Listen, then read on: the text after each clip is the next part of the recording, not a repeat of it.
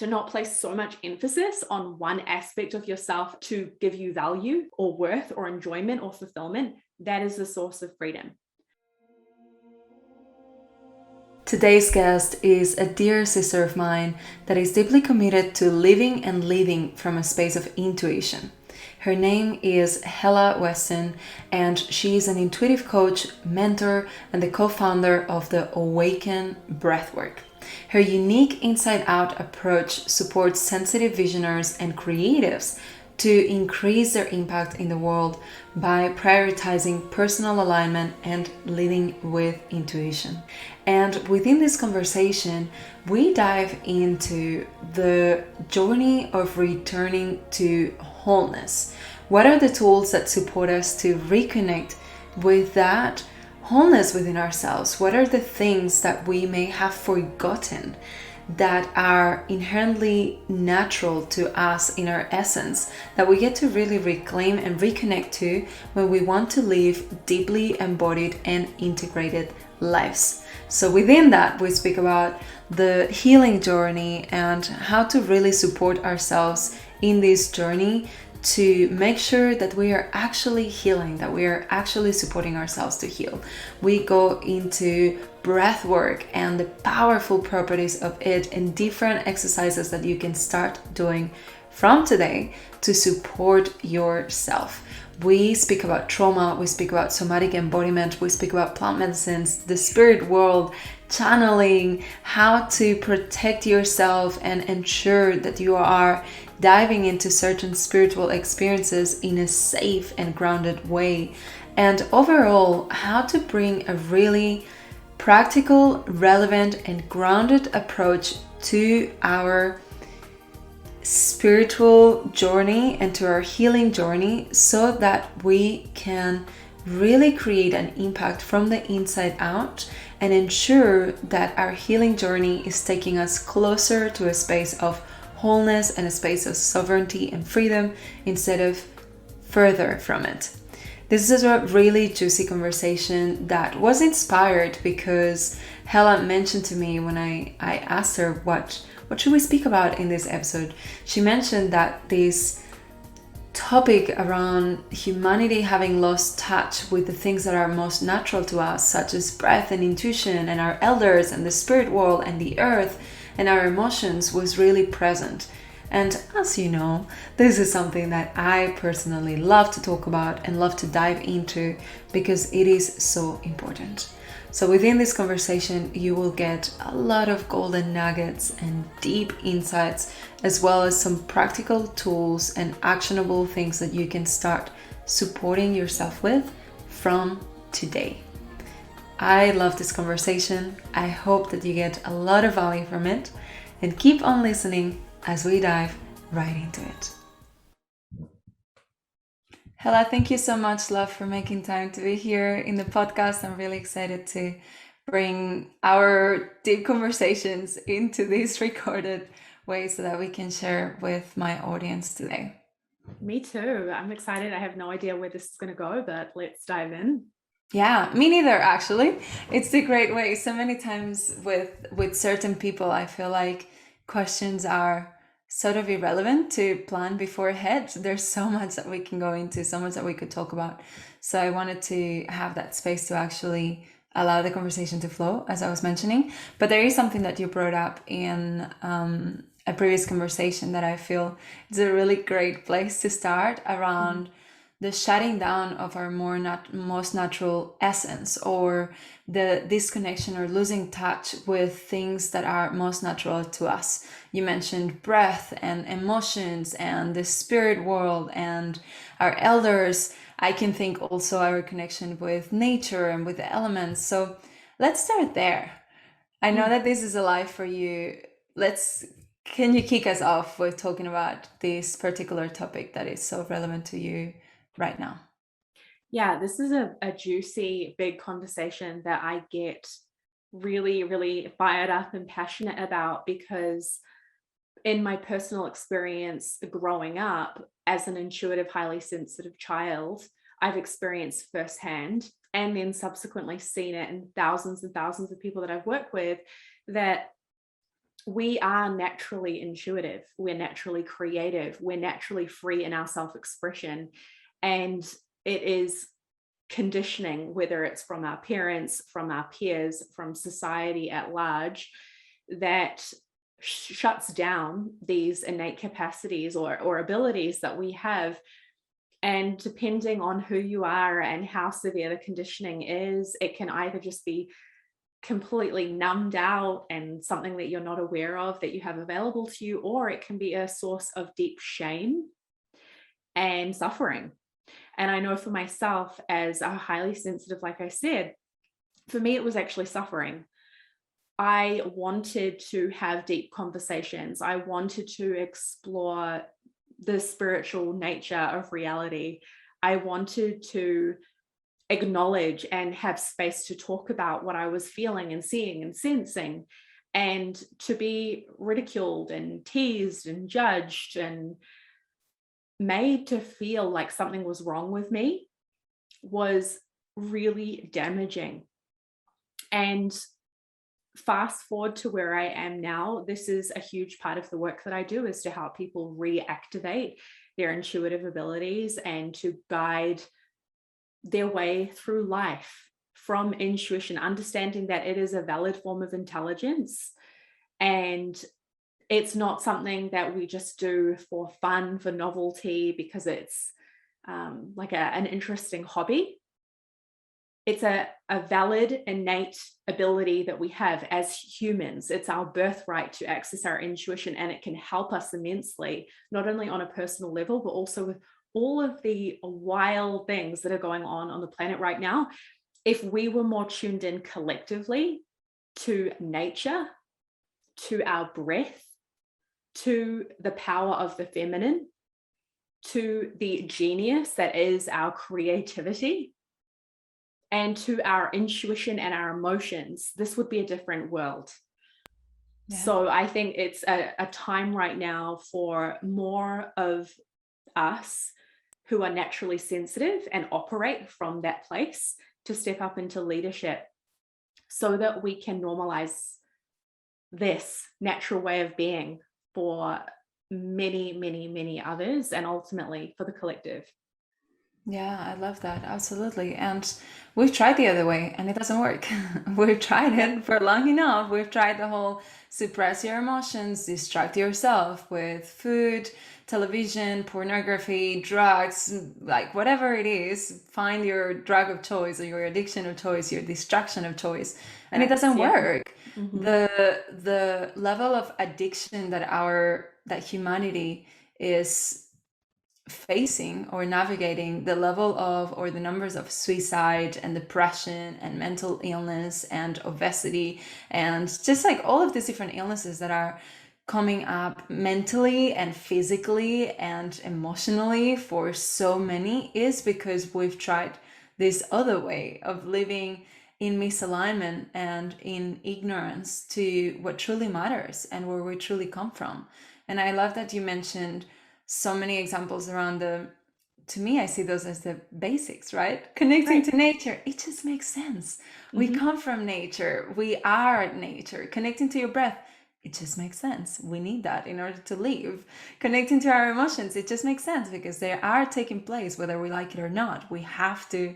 So it's almost like we've learned to be disconnected from who we truly are, and almost as if our bodies and our minds, our emotional bodies were this really sophisticated computer that we've lost the manual for. We completely lost the point. So we're trying to operate these things, but we're missing the whole point. We're not really operating in a way that makes sense. And one thing that I love that you mentioned about as well in the message that you sent me was around connection to the elders. And I'd love to also hear a little bit more about what you mean by that. Because I know personally with the path that I walk, we call it the red path. And one thing that they say is they pray for me and all my relations. And all my relations, meaning my relationship to everything and anything, right? So we want to return to a space of being in right relation with things, right relationship with the earth, right relationship with our elders, right relationship with nature, with the animals, with the people around us, with there's so much. And I feel like those cultures that lived in harmony and right relationship with one another and with the earth had a habit of listening to the elders, of following tradition, not following tradition in the way that we do now, traditions of suppression and oppression, but traditions of wisdom and knowledge that was passed down. So I'd love to hear what you mean by that and what your feelings and thoughts around elders are. Yeah, I echo everything that you've shared. I resonate with all of that. And for me, I think to add to it, I would just say that our culture glorifies youth so heavily, whether it's anti-aging or the latest trend and this addiction that we have to finding new things, new buzz, new excitement, constantly seeking something fresh and exciting to engage our senses. And in that way of being, we are becoming more and more disposable in our way of operating, and there is a disregard for things that seem old or done or outdated. Like, we're so quick to say that something's old or boring or can be tossed to the side, but actually there is beauty and there's wisdom, like you were describing, in keeping what works and allowing our elders, people who are older than us, people who have lived before us, who are alive, and also learning the stories of those who have lived before us, whether that's through direct, oral traditions, through our families or our cultures, or through books. I think it's important that we continue on with the things that are working, that our elders have to teach us. And it does sadden me that something as beautiful as gathering a lifetime of wisdom, because of a program that glorifies youth and constantly focusing on this forward-facing consumption, could miss out on the potential to actually have the torch passed to us, I suppose, so that we can innovate and grow and truly evolve and become better than the generations before us. I feel like we're stunting our own growth by being so ignorant to think that we know best, when there are people who have walked this earth for thousands and thousands and thousands of years before us, who were fine before we came along with our technology or our latest buzzworthy trends. Even, and this is like a whole conversation and I won't get too heavily into it right now, but even the medical system as we know it in the Western world, it is so young, it is so new. And for people to label that as credible just shocks me, when there is a record of thousands of years of humans who have survived. And of course, some have struggled, but some have thrived. We've got to this point, haven't we? And to have our focus be so narrow and ignorant and almost kind of narcissistic, really, to think that we've got it all figured out. It just, I just shake my head. Yeah, absolutely. And I'm gonna go there and actually just mention this, where some people will go into the conspiracy thing, but conspiracies aside, I don't really believe in conspiracies anyways. But when I hear this, I think about all of the ways in which our society has been built to work that just doesn't, or just don't work, right? But when I think about it and when I look at the way, again, without going too deep into, but the medical system work or the educational system work or even like prisons work and things like that, I see a threat that is systems that are not honoring of life. They're not honoring of evolution. They're not honoring of wisdom. They're not honoring of sovereignty. So people these days especially love to talk about conspiracies and all of the things, but conspiracies aside, I think that these are just facts. If we look at how the educational system works, it doesn't really help. It doesn't teach kids to learn. It teaches kids to memorize things. It doesn't teach kids to to find skills that will actually help them in life. It teaches them to be indoctrinated and to learn to repeat things that they are told they have to repeat. In the medical system, there is not so much of a focus on healing things from the root cause, but actually just having band-aid approaches to it.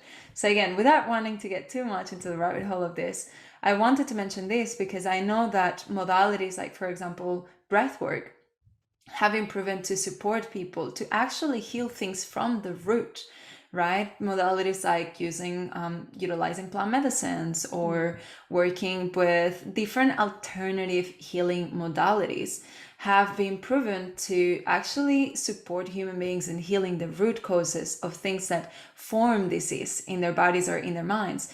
And because our society, like you said, has been so focused on the quick fix, the disposable next thing, we're not focusing on the long-term sustainable healing or sustainable integration of the things that are going to support us in the long run. We're actually just focusing on the quick fix, meaning take an ibuprofen so that I don't feel the pain and forget about where the pain is coming from, or buy the next thing that's going to help me. I mean, we can even see this in the personal development industry. Everyone wants to download a freebie with the 4-step process without taking the time to actually master something, right? So when we look at breathwork, for example, I'd love to hear what have been some of your experiences in how a modality like this can actually support people to heal things from the root cause versus just have an experience or have a quick fix or band-aid approach that allows for the illness or the issue or the challenge to continuously keep coming up again.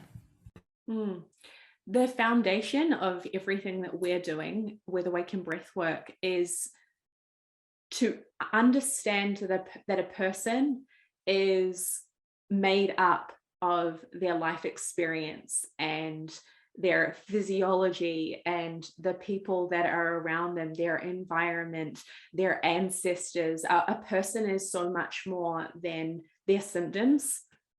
And unless we take that into consideration when we're going into a healing process, we're going to miss really important pieces. So the way that breathwork supports people specifically is, one, obviously through the level of the breath itself.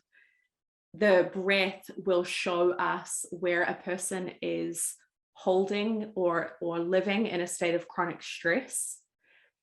And we can start to regulate the system by regulating the breath.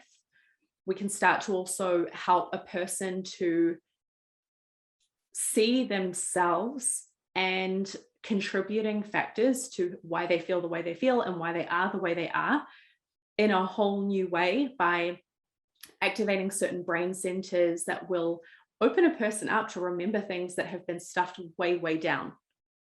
And this is a really, really important part, I believe, of the healing process. You go to a doctor, and I will say, to be clear, because for some this is so obvious, but there is a time and a place to go to the doctor, for sure, no Absolutely. disrespect.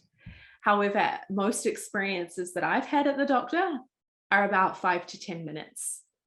And I know from the work that I do that you cannot help a person to deeply, truly heal at that root level, like you're saying, in a 5 to 10 minute appointment, even if those 5 to 10 minute appointments are happening once a week or once a fortnight for an entire year or for years on end. There's just not enough space to truly understand that whole person and what is going on for them to contribute to why they are the way they are. So the breathwork space is a much more drawn out, safe opportunity for someone to feel and explore their own consciousness, their own thoughts, their own belief systems, their own sensations. And so I'll just talk a little bit more about that too. The sensation aspect is another really important part of this. The mind and the body are connected.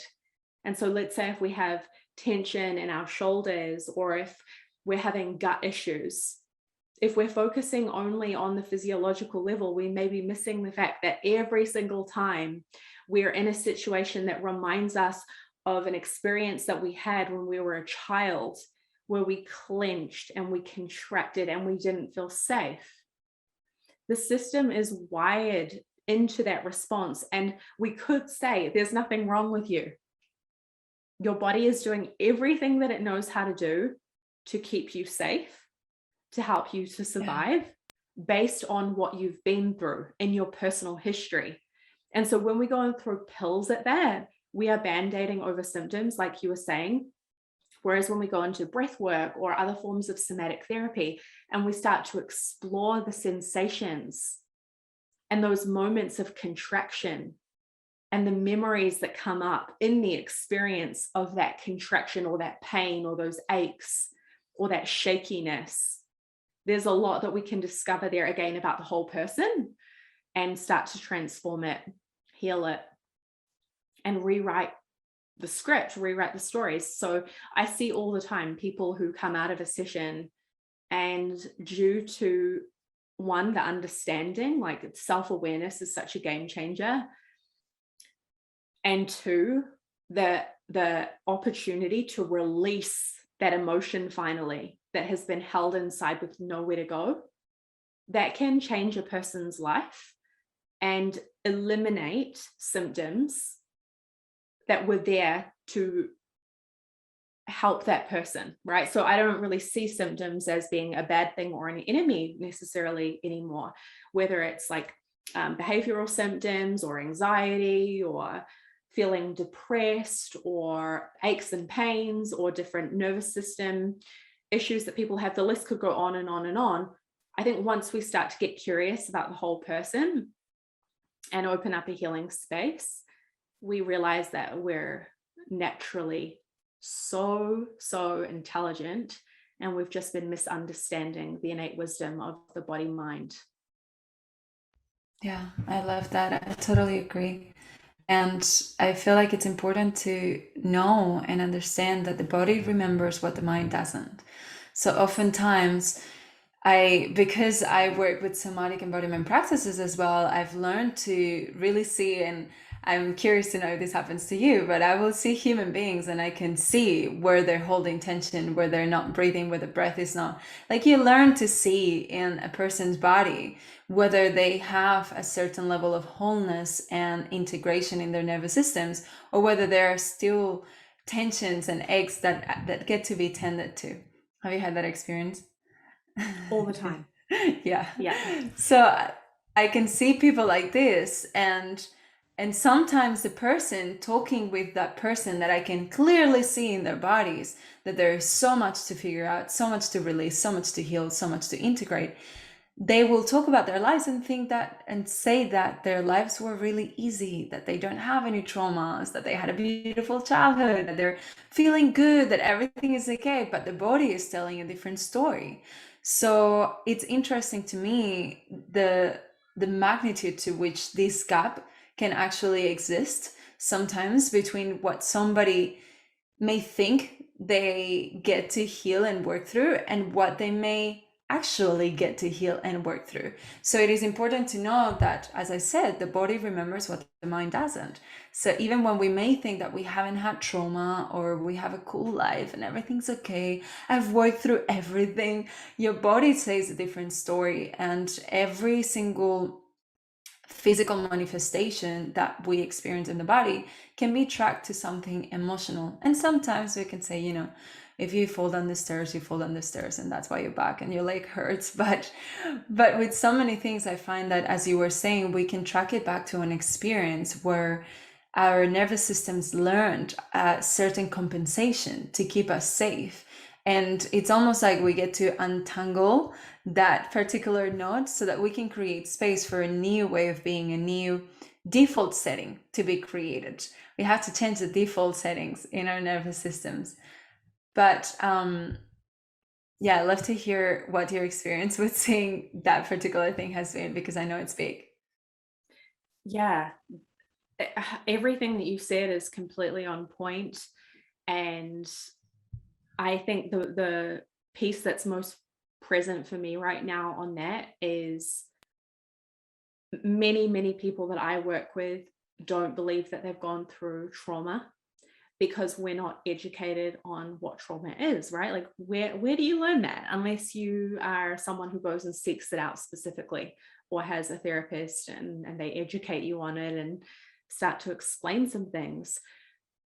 But to keep it really, really simple for anyone who is here listening, there is a broad spectrum or continuum of life experiences that can range from mini itty bitty stressful moments through to really, really stressful, or stress that happens again and again and again and again and again.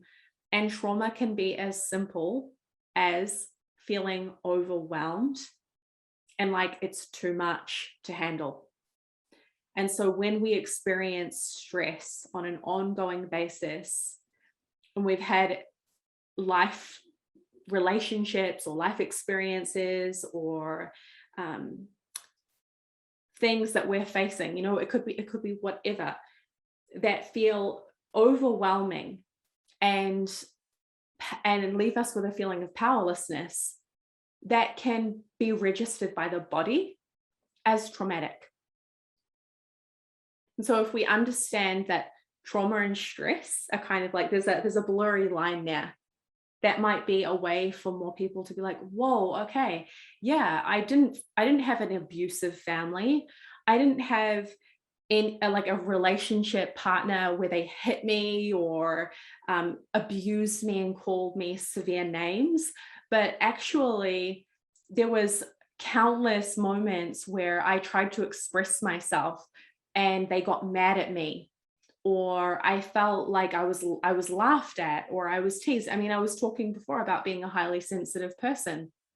And if I didn't know anything about trauma and that blurry line where stress and trauma kind of coexist, I wouldn't know that as a child, being teased for asking about the spirit realm or having psychic experiences and wanting to be in that and share that with others, and being shamed, I didn't know that that was a traumatic thing for me. But looking back, every single time it happened, I felt stressed, I felt humiliated, I felt ashamed for who I was as a person, and I felt uncertain and unsafe about expressing myself the next time. And that's traumatic. And that started to shape how I showed up in my life, and how I related to other people, and how I related to myself as a person, my self-image, my self-esteem, my self-concept, all of these things, my role in relationships, and my ability to connect in an authentic way. And this is a really important piece for listeners to get, is that when you have felt stressed to the point of overwhelm, and you've made it mean something about how you should be, there's some healing to be done there. If you haven't done it already, there's probably some healing to be done there. And if you've done it already, amazing, good for you. But these compensation patterns and these ways that we filter ourselves are damaging.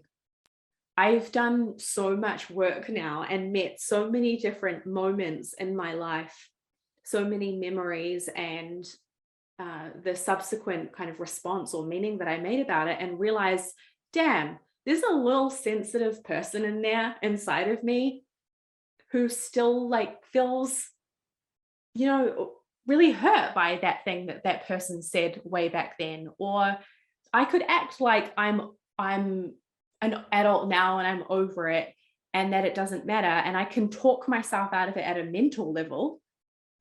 But in here, in that soft place or in my body, it's still felt. And this is what I love about breathwork, is it's so honest, because you're out of here, you're out of that part of you that tries to brush things aside and be tough and strong and intellectual. And you get to be with the soft parts of yourself where you're like, damn, that really hurt me. That really made me feel a type of way. And now I get to finally meet myself in the way that I wish I could have always been met, and release all of that energy or emotion, or tell myself what I wish I could have heard back then. And whew, boom, you set yourself free a little more every time. Yeah, I love that. And they say that trauma is anything that happened too much, too fast, too soon. So all of the examples that you've shared is that it's too much, too fast, too soon. It doesn't need to be trauma with capital T.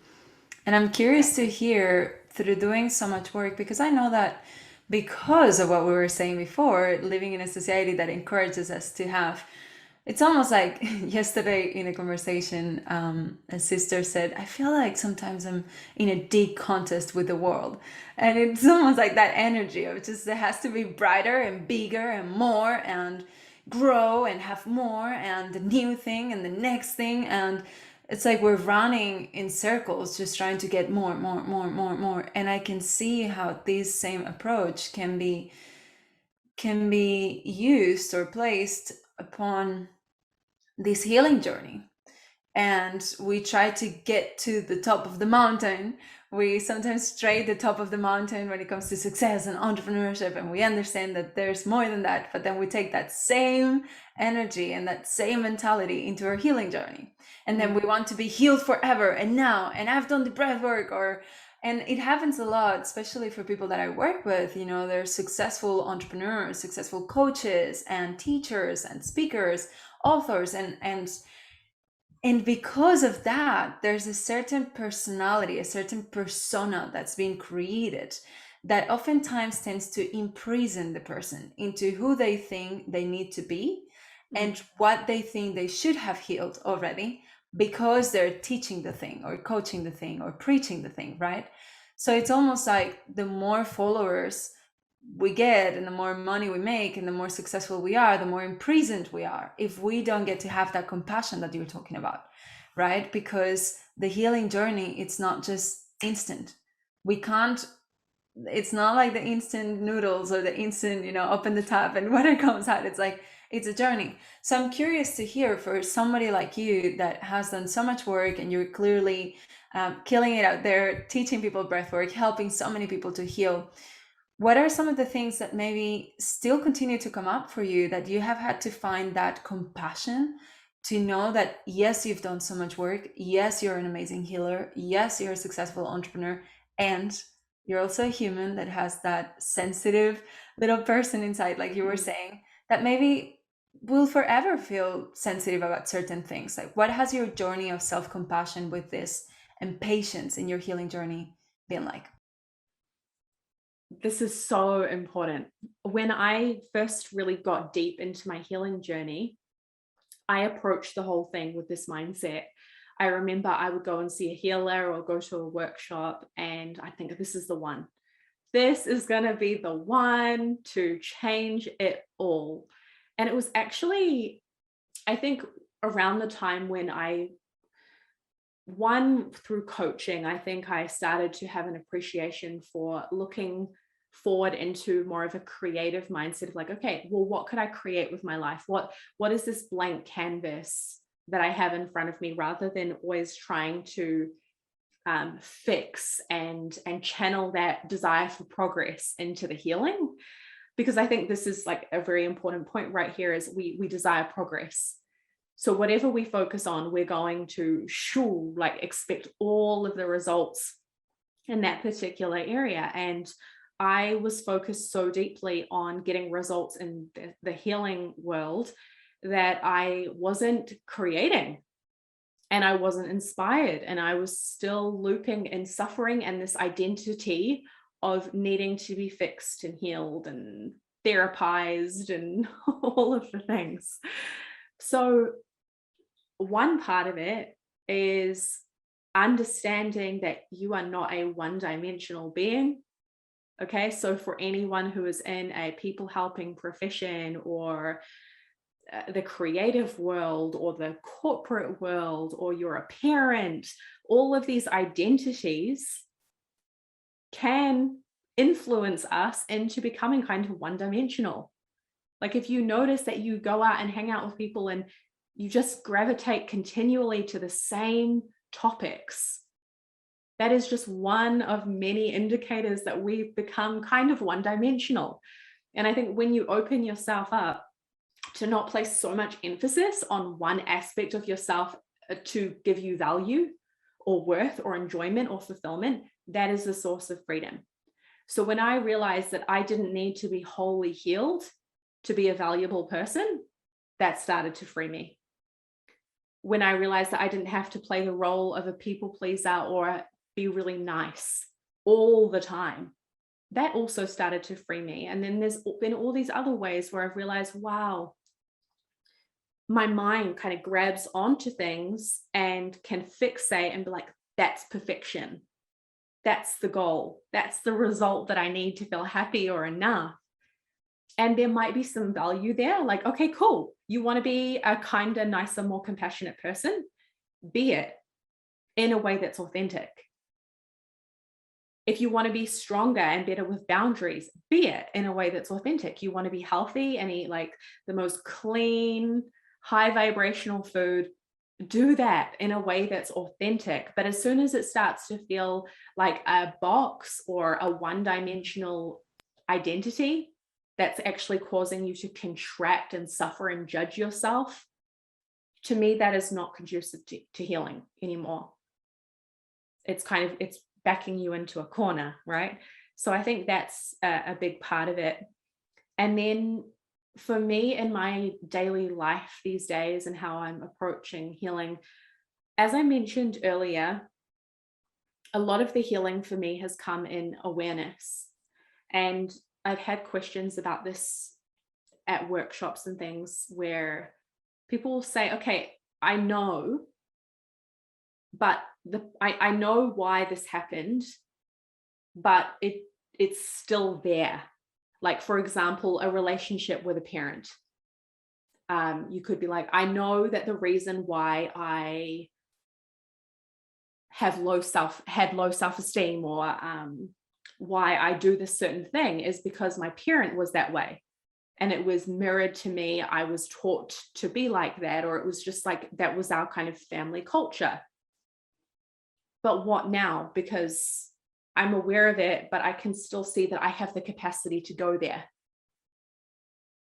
And this is where healing is not just about deleting a way of being. Sometimes it's about opening up a different choice. And it doesn't mean that it's easy all the time to make the choice.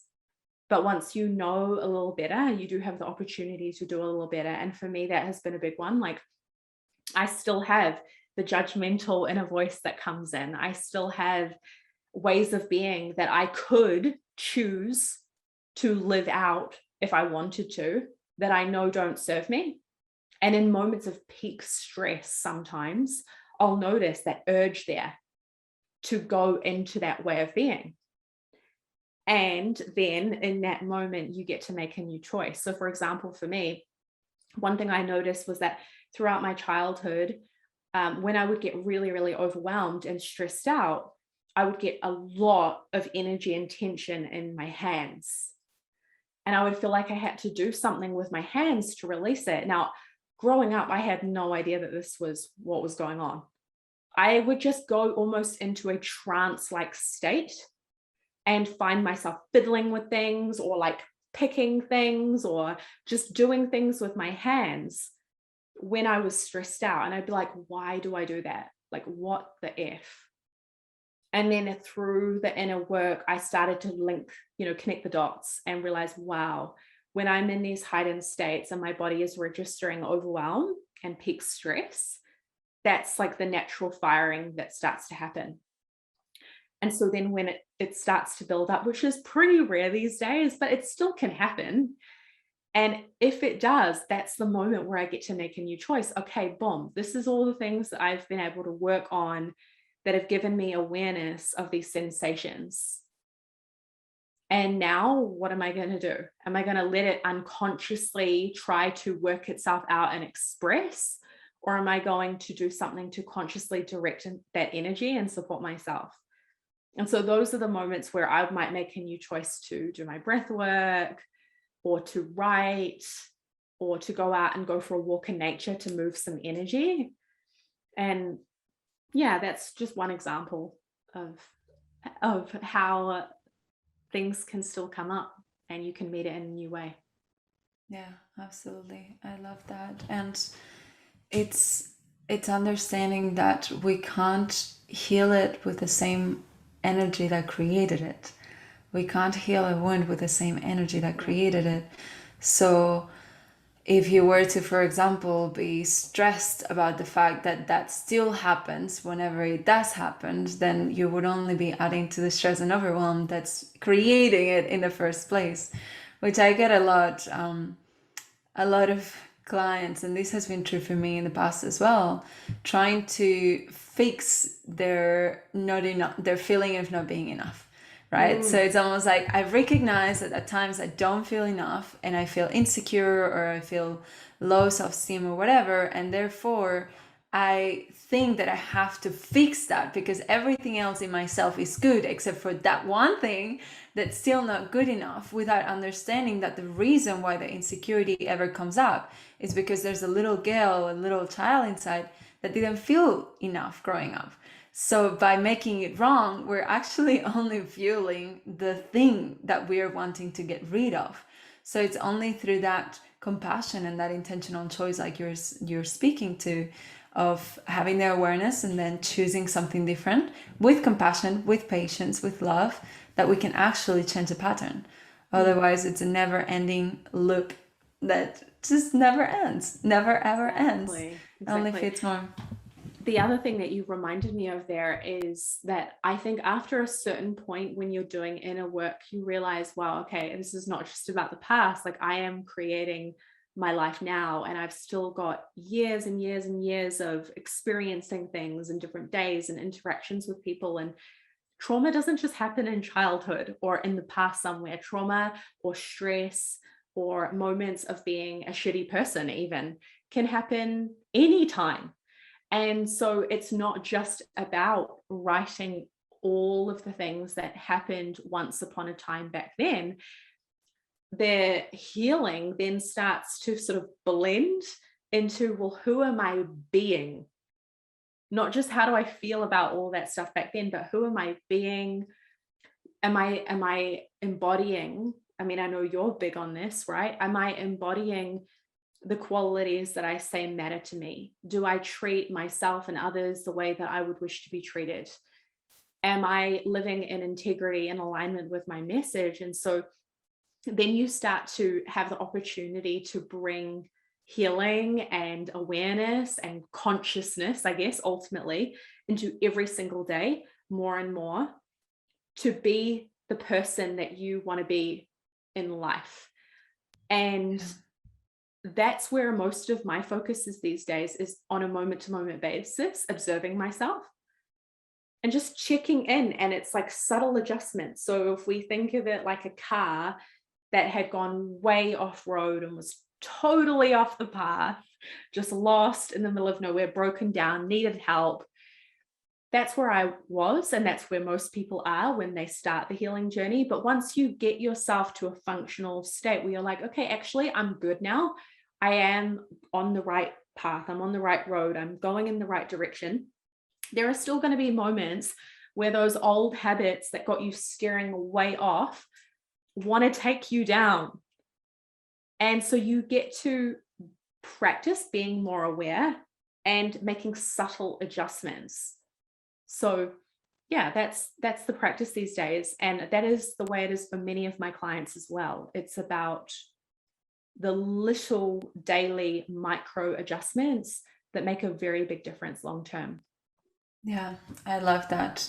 I think this is why it's so important to work on, or from the understanding, like you were saying at the start, with the breathwork modality that you carry, is to understand that we are the result of everything that's happened before.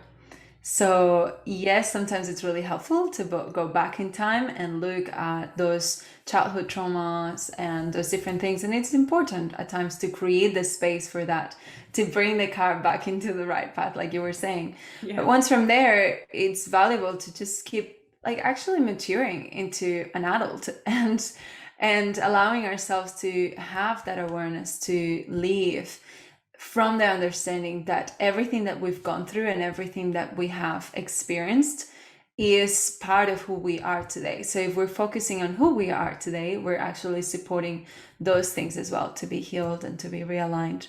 So another thing that you mentioned that I want to touch on is around when you were a kid and you had all these questions around the spirit world and all of these things. And it actually brought me back to a memory of primary school. I must have been like 6 or 7 years old. No, actually 9 or 10. And I remember taking 2 of my little girlfriends at the time. We went to the toilets in the school, and I was like, I have to tell you a secret. And both their moms taught religion at school. They taught like the religion class, whatever. I didn't attend the religion class, but I took them out, and they were like my friends that I knew believed in something outside of this earth. And I took them both to the toilet, and I was like, I have to tell you a secret, but you can't tell anyone. I believe in God.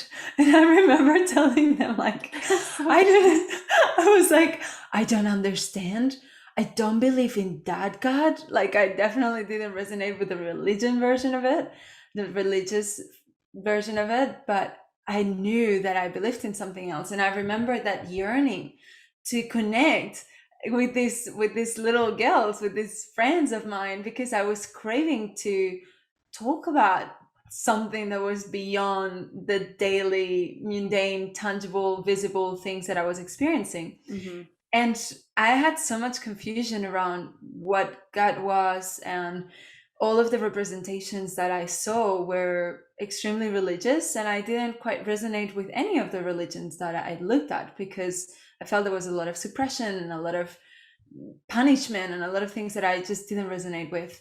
Now I understand that I probably just wasn't resonating with the patriarchal version of that. But I had this yearning, and I feel like there's something to be said around those desires to connect with the spirit world that show up from such an early age for some of us, and how to find our way into connecting with whatever sense of spirituality makes sense to us. So I'd love to hear a little bit more about your journey with going from being teased and feeling humiliated and maybe not safe to seek what you were so deeply yearning to find, and how you went from that into now supporting people to tune into that intuition and that sense of connection. Yeah, the funny thing is, well, it's not really funny, but it's interesting, is I kind of take a reverse engineering approach in a way where I believe that for people who are interested in cultivating a new level of connection with their intuition, that maybe they had that spark there when they were young and then they're like, it's gone and I don't know how to connect with that again. I find the most effective way to get a person there isn't necessarily to go straight into intuitive development. And so a lot of the time, the work that I do, I end up taking people kind of over here into, okay, well, how much do you trust yourself?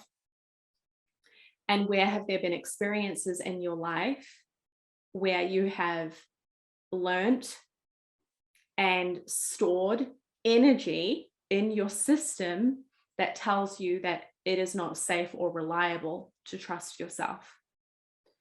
And when we go into the breath work and we start to explore that and create an opportunity for healing and release to happen, there is an increased confidence to navigate the intuition that's actually already there and take it seriously. Because most people are already highly intuitive. We just blow it off like it's nothing and kind of gaslight ourselves and undermine this power and wisdom that we have, and say things like, oh, it was probably just my mind, or I'm probably just being paranoid, or No, maybe that would be weird. We get all up in here and doubt and diminish and dim that natural intuition that's already there. So when you start to build trust in yourself again and safety in your own system, and you start to really feel like in an embodied way that you are lovable and valid and worthy and respectable just as you are, then when those intuitions arise, you are a lot more likely to take it seriously, as I was saying, and to take action on it. And from there, you get to start seeing evidence show up that you're right, that you are intuitive. So we get to build, I love to do this with clients to encourage them to build an archive of evidence of ways that their intuition has already been there for them and also continues to be. And from there, it only gets stronger.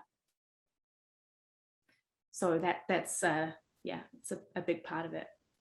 Yeah, absolutely. I agree. Because so many times, like you well said, we gaslight ourselves into thinking that is not how it is, that this is a quote unquote woo-woo thing, that it's our minds, that it's a coincidence. People love that one. It's a coincidence. I know that when I started to have my first spiritual awakening and go through really deep experiences of just so many of my gifts opening up at once, and I couldn't quite understand what was happening. One thing that helped me a lot was, like you said, collecting evidence. And I actually got to a point where I would write my dreams every morning, because I would have dreams that then would happen. And then I would go into telling myself that I hadn't dreamed that. And then I was telling myself that I had dreamed that. So I got into writing down my dreams. And I would also tell, at the time I was living with a friend of mine, and I would tell my housemate, I'd be like, this is what I dreamed about, this is what happened. So then when the day after or a couple of days later, I'd be like, that literally happened, I could check in with her, I could check in with my journal and be like, oh, I'm not going crazy. I'm not telling myself that I have some sort of gift, but I'm making this up completely. This is actually what's happening. And it actually helped me to integrate it in a much more grounded way.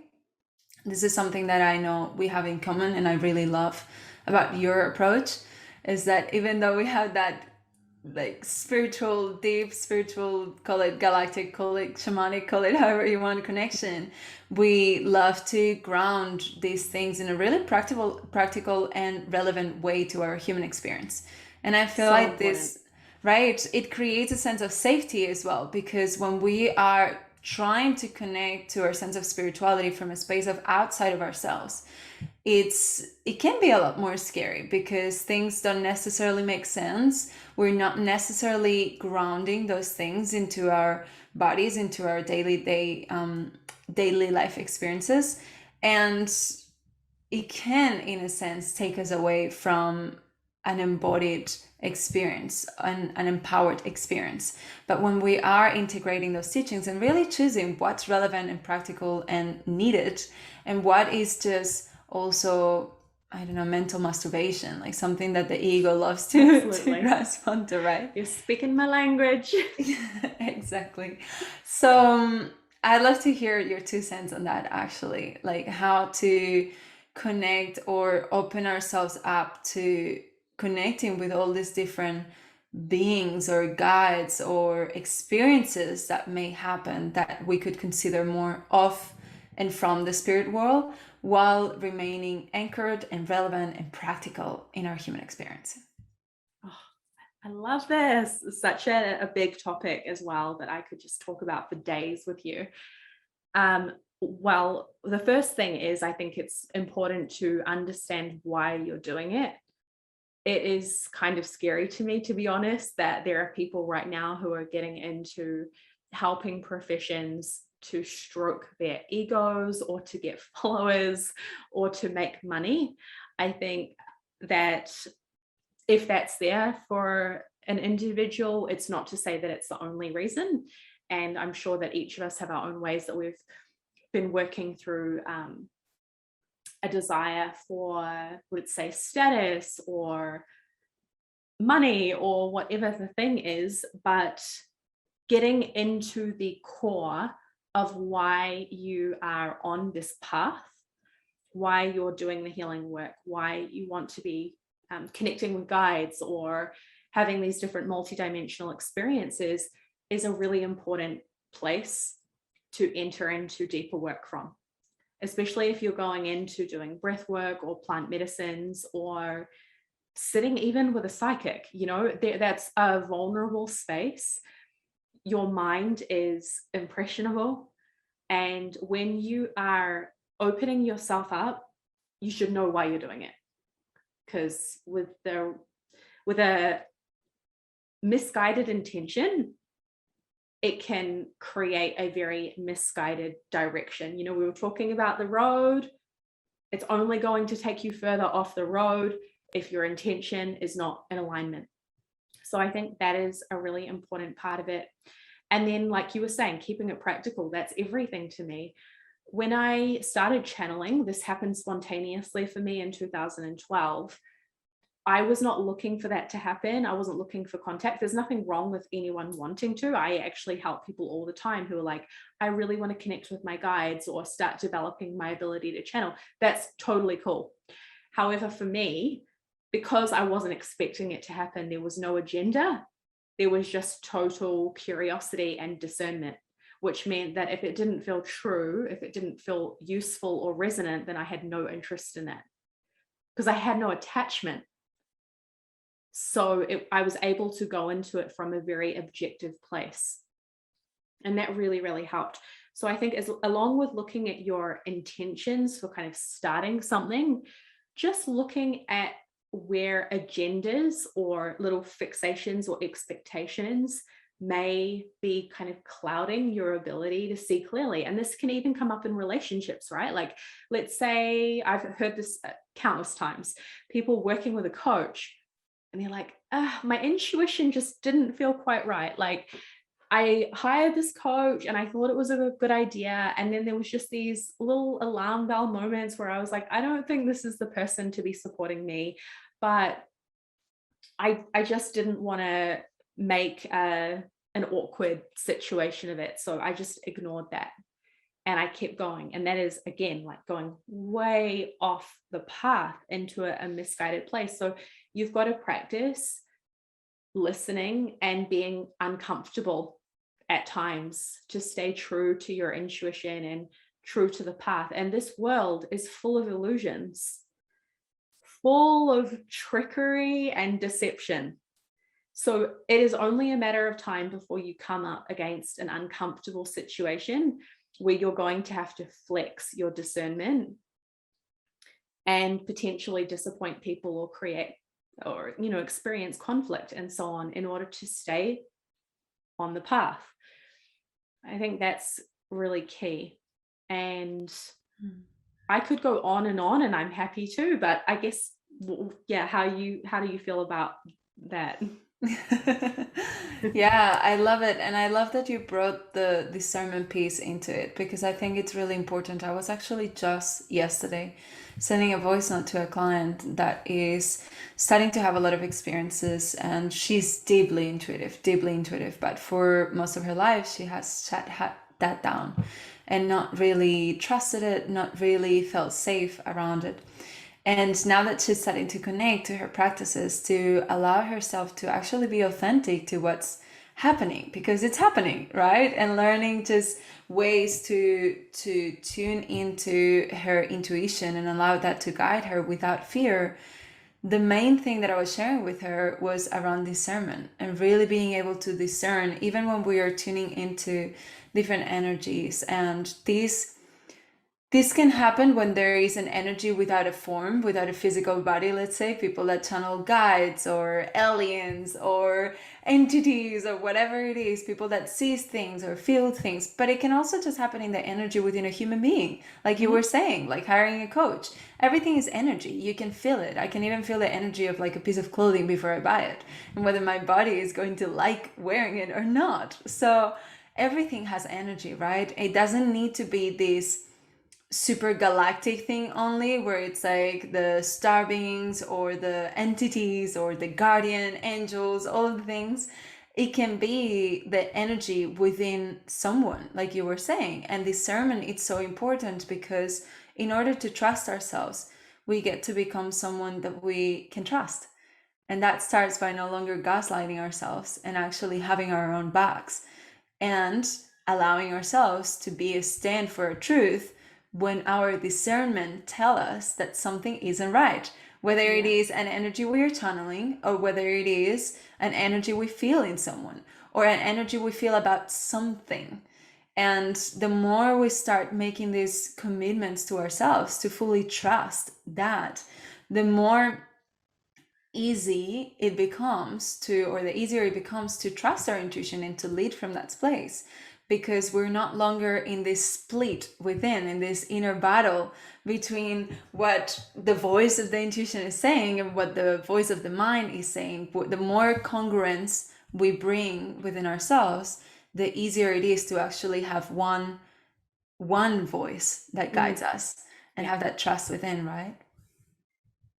Yeah, all the way. And a big piece of this as well, along with the discernment, is when you receive guidance of any kind, if you aren't applying it, what's the use?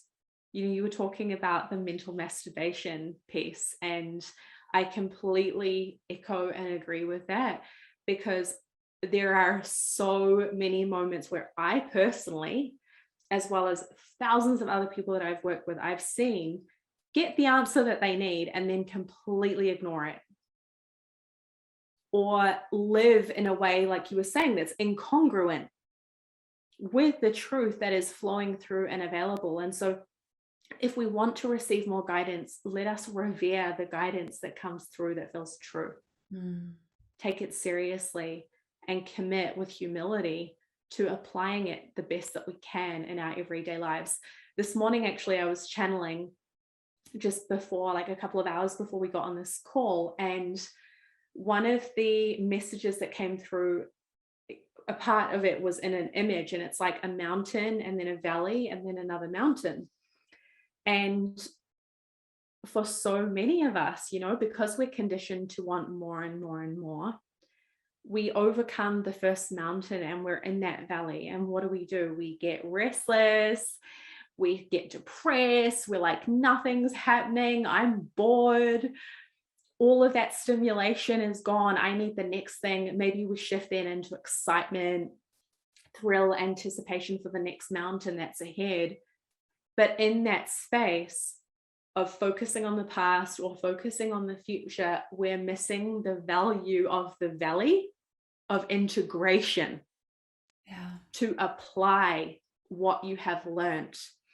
And a part of this message that was coming through this morning is the simplest way that you can begin to value your integration and create room for it is just meditate every day. Just spend 20 minutes a day as a minimum meditating, without expectation, without an agenda, without needing to have anything happen, because that's just creating another little mountain for yourself, right? When you go into that meditation and you're like, I am going to get guidance, or I'm going to shift this feeling that I don't want to have anymore. We're just going straight over to try to force another outcome, to create another form of stimulation, another feeling that we think that we need to not be here where we are. And so to simply show up in the space that is, with no agenda whatsoever, except for to be, to feel. That is one of the most powerful ways as well to begin to listen and trust and feel with more accuracy. When there is all of this noise going on, we are going to miss important information. And like when you were describing about your dreams and how you wrote them down, it reminded me of that, because dreams are one of many, many ways that our intuition speaks to us, right? And you actually taking the time to get up in the morning and write down that dream is a part of that valley, that integration process. Like, whoa, that was a whole thing. And now I've got to sit with that and reflect on what that's going to mean for me and how I'm going to apply that before I go into this next mountain. And the other part of that, this is too, I could be sitting at the end of my first mountain and being like, okay, I know that there's more that I'm preparing for. I know that I've got this whole journey ahead of me. I want to develop my intuition more. I want to tap in. And I remember Sigrid saying that after her dreams, she wrote them down and she realized that they were coming true and they were like premonitions. And so then I could go into it with this expectation, this mental fixation that if I'm doing it right, that's how it should be for me as well. So, okay, then all of a sudden I'm like, why can't I remember my dreams? Or I'm like, it hasn't come true yet. And you're just fixated on looking for evidence that you're doing it right. Yeah. And what if your dreams are meant to be premonitions and my dreams are meant to be an opportunity for subconscious clearing or astral travel into some other dimension? Like, there is so much going on. And when we become too narrow-minded as to what the outcome is meant to be, or how it should look, or what lovability looks like, or feels like, or acts like, we miss the truth. So being in this integration is being honest and present and curious with what's actually arising, and stripping away the cages, I suppose, of story around what it should be, so that we can discover something new and be who we're here to be as unique beings, and discover and have a relationship with God or the universe or nature or whatever we call it that's true for us. Yeah. Yeah, I love that. Absolutely. And it's so important to understand that last piece that you just shared around honoring the uniqueness of what each of us is actually here to create. And in this way that we've been conditioned to live and lead, there is so much of looking outside of ourselves and living outside in versus inside out. So there is a lot of comparison that takes place. And when we do that, and when we fall into that trap of comparison, we're actually missing the amazingness of what is there for us. And this is something that I can't stress enough, or I don't really like saying I can't stress. I don't want to stress anyone, but I can't emphasize enough the fact that we all have, and I really do believe this, and I know that I've experienced it over and over and over, not just in my own personal life, but with so many of my clients and friends. We all have an incredible blueprint that we're here to create, to experience, to live through. And when we are wasting time, because that's actually wasting time that you could be focusing inwardly so that you can discover what your mission is, what your amazing experience or picture in the blank canvas that you were talking about is, when you are focusing that attention and that intention, that time, that energy into looking at somebody else's experience and wishing for something similar and hoping that you get something similar or trying to get something similar, you're actually missing the whole point and you're wasting your time. And the results of that, even if you were to get a really similar thing that what you are chasing, are limited.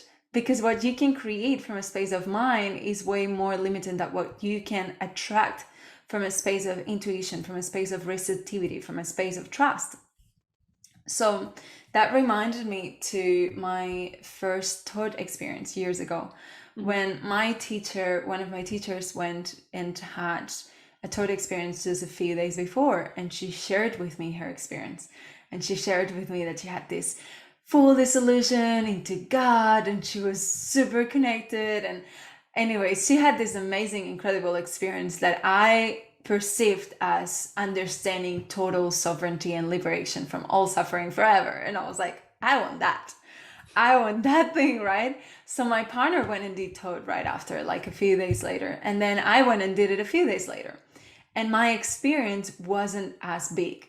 My experience was a beautiful experience, but I didn't have this mind-blowing thing that happened. And as I was coming down, as I was coming out of the experience, I caught the mind straight away coming into comparison and going into my teacher and my partner both know something I don't know. And there was this attachment around what I thought I had to experience in my taught experience. And this FOMO around the fact that they experienced something that now I didn't know. So somehow they had the keys to some knowledge that I didn't have, whatever stories I was going through. And in the moment I started to think about that, the experience finished completely. As soon as I started to think about how I thought my experience should have been, the effects wore off instantly. Wow. And I remember sharing this with my teacher, and her answer surprised me a lot. She looked at me and she was like, honor my sovereign experience. And she was really strong about that. And it was this moment where I snapped out of it, understanding that I thought I was just having my own little PT moment of what I thought I had to experience, without realizing that those thoughts and that energy was actually also intervening or getting in the way of her own sovereign experience and honoring her experience with this medicine. So I see this in life as well. Oftentimes when we feel competition with friends or peers or partners, and there's this sense of comparison, we're not only getting ourselves away from what we're actually here to do and receive, but it is energetically intrusive. It is energetically sticky. You're intervening in somebody else's path, not honoring their blueprint and their sovereign mission, but actually energetically getting in the way of that with that sticky comparison, I want what you have energy. I'm so glad that you brought that up. And the way you just described it is so unique and important. I know that you and I, in a previous conversation privately, had been speaking about how when we're in service, we're most egoless. You know, you're just there for the other. No agendas, but the highest good. And in that state, miracles can happen, right? And in moments of comparison and competition, we're in the opposite of that. Total scarcity, survival, and psychically at war. Like that is such a real thing when we start to develop energetically and intuitively. As someone who is sensitive, especially, you know, you're going to feel when someone's energetic relationship with you is off. And it feels terrible. Like I'm sure people listening have had times where you can just feel that someone's got an issue with you. And you're like, I don't know why. Everything they say is good, but there's a weird vibe. And sometimes that vibe is not even about you. That vibe is about them and the thoughts that they're generating about themselves, the insecurities that they have, the ways that they're comparing, but it feels still like an attack.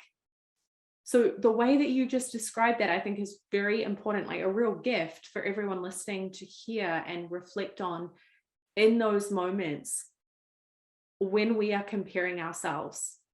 Just to check in with that, like what is the energy that you're generating and sending toward that person, whether you realize it or not? And is that holding them in the highest regard, in their sovereignty, in their right to shine and express themselves however they are?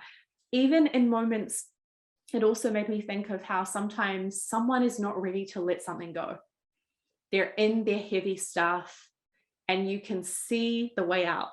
And you're like, if you could just get this, Yeah, you would be fine. And I just want to help rush you from like here to here and make it all go away. And in that judgment, that is also not honoring someone's sovereignty, right? Someone's right to be in their own process and to just love and witness them through it and give them the space to ask or to seek out what they need. This happens so much in spirituality, in wellness, in entrepreneurship. Anyone who discovers something great and useful suddenly is the expert that wants to project that onto everyone who doesn't see it. Yeah, put it in a box, brand it, and sell it. Yeah, Yeah. exactly. And is that honoring their sovereignty? Yeah, I feel you. I feel like we could speak about this for many hours more. I have so much to say about the manipulation that happens as well in that. It's so much projection, especially in the personal development industry, the spiritual, I don't want to call it industry, but the spiritual world, let's say. There is so much of that, so much wounded ego projecting in the name of service, in the name of spirit, in the name of God, in the name of growth. And I feel it's becoming more and more apparent. And I've seen through it, but I feel it's becoming more and more pronounced. And I actually did a whole podcast episode on this just recently. And we get to look at ourselves, bringing it back full circle to where we started. We were talking about, like you mentioned, the loss of touch with the things that are most natural to us, our breath, our emotions, the elders and the ancient wisdom that certain people and cultures carry, the spirit world, the earth, I want to add the elements. And when I look at all these things and I hear everything that you've shared in regards to each of those things, I see this golden thread, which is the fact that developing a relationship with ourselves where we can really trust our own internal compass is absolutely crucial. Because in order to trust nature and to understand, and I would say remember that we are nature, all we need to do is get out of our own way. If we're looking at the elements, there is fire within us. It's the warmth within our bodies. It's the spark that creates that feeling of willpower, of anger, of passion, of desire, of inspiration. That's a fire within us. And there's water within us physically. We are almost everything within us. It's water. But also our emotions and how we flow and how we move through life is the element of water. We need air in order to survive. We are the air that we breathe. Without that, there's no life. And we need the earth in order to eat, in order to be provided for. We are constantly grounded on the earth, even when we're not. She is the one that's sustaining and supporting all life, right? So to think that that is some woo-woo concept, that it's something outside, that it's something out there, that it's something that you can have an opinion on and choose to agree or disagree, it's sort of funny to me because it's just facts. It is facts. You can't argue with this. It is just how it is.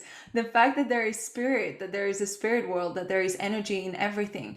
You can try and find all of the scientific proof, and there is nowadays, but also just sit in silence and you'll see how obvious this is, right? The fact that breath is important, the fact that we have emotions, the fact that trauma is real, they're just facts, right? But it isn't until we learn to connect with our inner compass, with ourselves, and develop a relationship of trust within us that we can start coming back to this natural state. And I like to speak about natural and unnatural ways of behaving. And everything that is supporting our evolution, supporting our healing, supporting our nervous system regulation, supporting us to find truth and to be in our mission is natural. Everything that is synthetic, that is against life, that is against sovereignty, that is against our natural flow of health and vitality and high vibrational states of being is unnatural. We can look at the difference between organic food and processed, sugary, plastic packaged food. It's just so clear what's natural and what's unnatural. So I see this golden thread in everything that you shared, which I love, which is once again the importance of utilizing the tools that we can to come back home to ourselves. And I would love to hear what are your go-to tools for that. Of course, breathwork, want to hear more about that, but anything else that you could share that has helped you come back home to yourself. So before I go into the specifics, one of the things that is so present from what you just shared and throughout the reflection of this conversation as well is what can seem really obvious to some is not obvious at all to others. And even what we think of as common sense or logical, we may not even realize that there's blind spots within us that are undermining that common sense and diminishing that intuitive pull or gravitation towards certain things that would be otherwise good for us or to push away from, right? So I would invite everyone listening, and this is something that I'm taking away from the conversation as well as a reminder, to just check in a little more frequently on where things that you know in your bones, in your cells, in your soul to be common sense, where you may not be trusting that and following that common sense as much as you could. And just classic examples of that, some people don't think it's common sense that sunlight is good for you. Some people don't think it's common sense that you should spend a lot of time outside, or that you should be hugging people, or that you should be breathing deeply in a way that on first glance might look like hyperventilation. But once you start to explore for yourself and get a bit more curious about what does feel natural and kind of sparks your curiosity, you might just find that there's some real validity in what you're being drawn to. So for me, it is absolutely sunlight as much as possible. I don't go and sit out in the sun all day, every day and like bake myself. But if I can get myself into the sun, I am going to do that every day.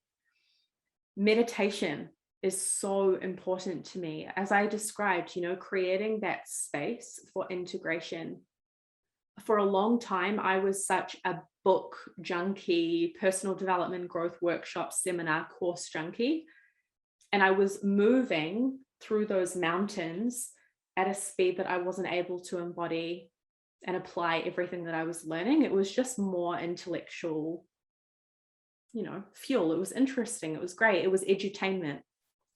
So more and more now, I aim to practice not only learning, but also applying what I'm learning and being very honest with myself through self-reflection practices about where I could go deeper into embodiment. So journaling is a big one. Like I love to just write out my thoughts and kind of coach myself and give myself feedback. Good quality, clean water, organic food.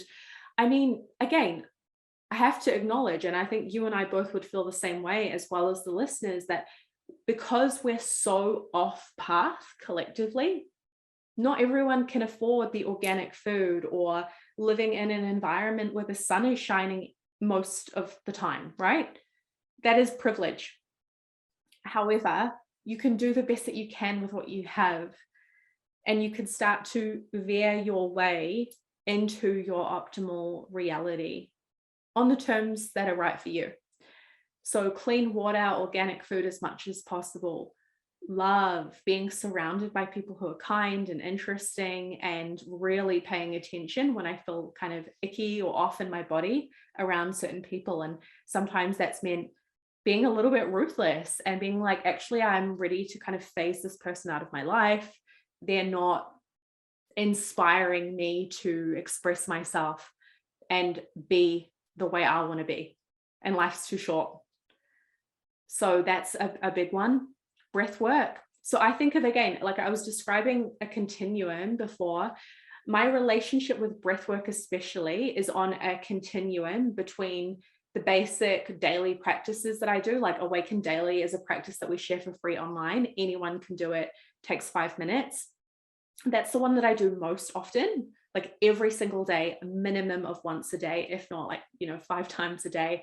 Anytime where I'm just wanting a bit of a boost of energy or to get some inner guidance or just drop into space and presence, I will do that practice. And then I also do slightly longer practices, like 15, 20, 30 minutes, at least a few times a week.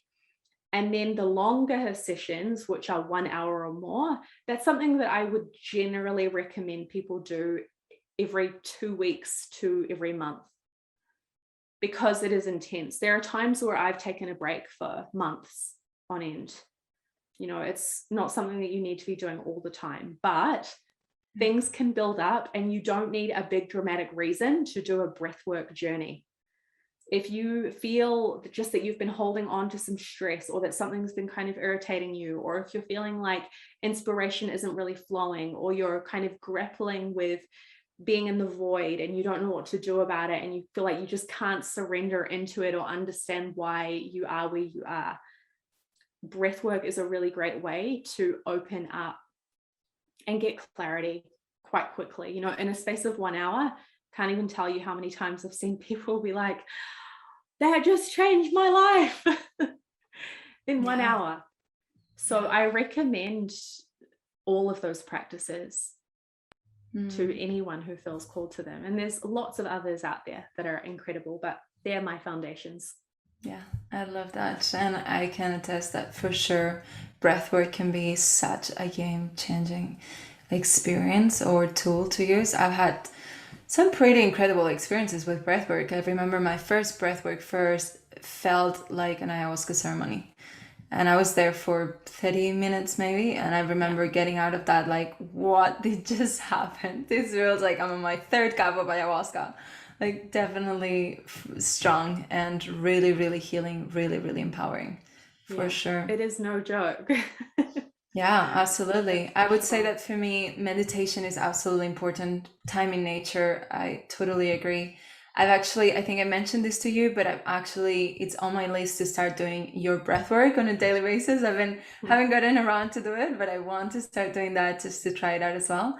And I know that plant medicine and somatic embodiment tools have been so game changing for me. So yeah. For anyone who does want to dip your toe into breathwork but feels a bit of resistance to even start with a 5-minute practice, because I so get that.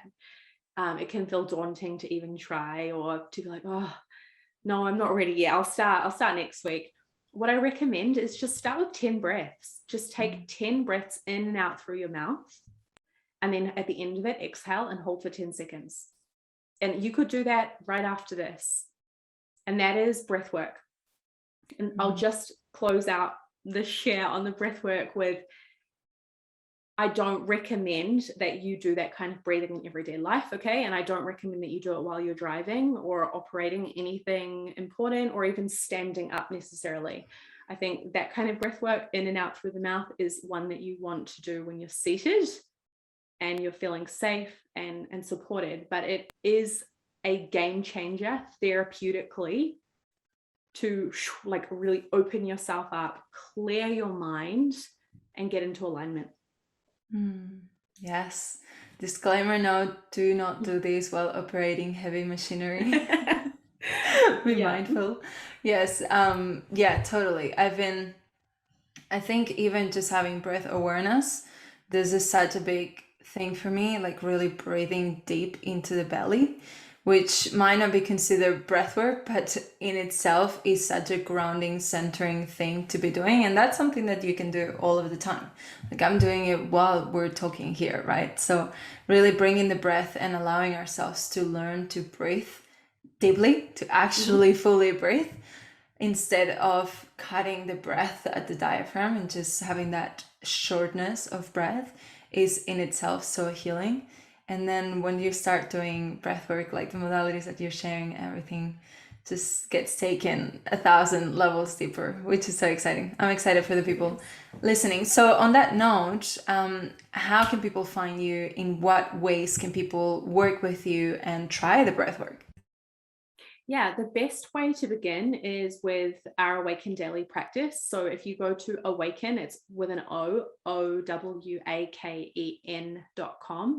You can download the free Awaken Daily guide and start with that, or you could just start with your 10 breaths if you need a little gentle one. From there, we've got our Awaken virtual studio. So there's a membership there where you can tune in to on-demand classes every week. They're like 15 to 30-minute guided video classes with myself and my partner, Lucas. That's another next level step. And then we run virtual workshops a few times a year before all of this wild stuff happening around the globe, we were touring and running live events. So that's happening a bit less frequently now, but we'll aim to get some more events out to the world as soon as we can. And then on a personal note, I also mentor people who are developing their intuition. As I said, I have a program called Intuitive Impact. And the aim of that is to help people to use their intuition in a practical way. You know, it's useless if we don't do something to impact the world with it. Yeah. So that is the aim of the work that I do in that program. And yeah, anyone who wants to connect with me, find me on Instagram, on other social media platforms, and explore, trust your intuition. And if you feel called to go deeper, do it. Yeah, I love that. I'm going to leave all of the links for all of the things that you mentioned in the show notes. And the last but not least question is, in your opinion, what makes a leader sacred? Ooh. Got to feel into that one.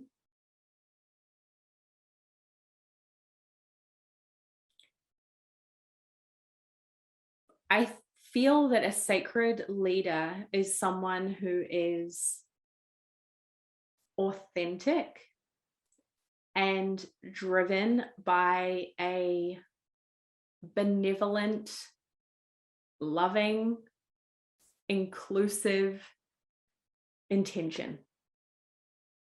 No matter what it is that they do, the area of their leadership, that doesn't matter. But with a worthy cause and a truthful way of sharing it, I think that is a sacred leader. I love that. I absolutely love it.